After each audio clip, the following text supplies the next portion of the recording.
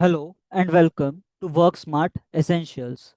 In this video, we will look into how to format a dataset into a table. So basically, we will look into two ways of doing it. So let's just quickly jump in. We'll go into the employees tab. So if you can see, I have a dataset available which shows employees ID, their name, department code, and their salary. So how do we format this into a table? So first of all, make sure the cell cursor is available within the data set that we want to format as table.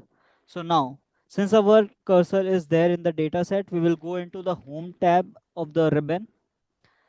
Now we will go into the styles, and if you can see format as tables, let's just click here. So we have various designs coming up. We can select any of the designs, like I've selected randomly the green one. Now we will see this particular dialog box coming up when we select any of the designs. Since our cursor was within the data set, so see it has automatically selected the complete data set available in continuation. So A1 to D23, it is completely selected. Just below, I see my tables has headers. The checkbox is ticked. I will let it be ticked because I also has the header in my data.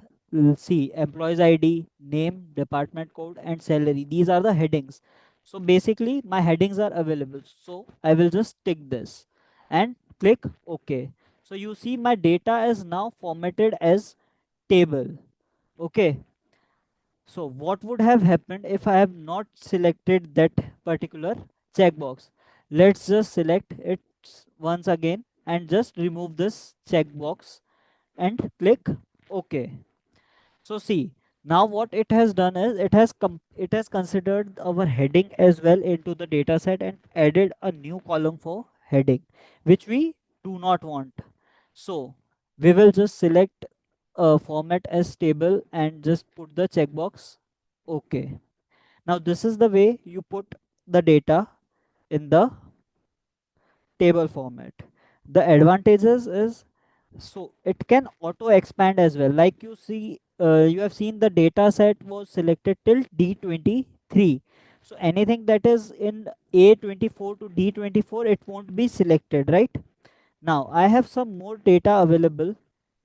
So let's just move this data beyond and let's see if that this gets covered into the table or not.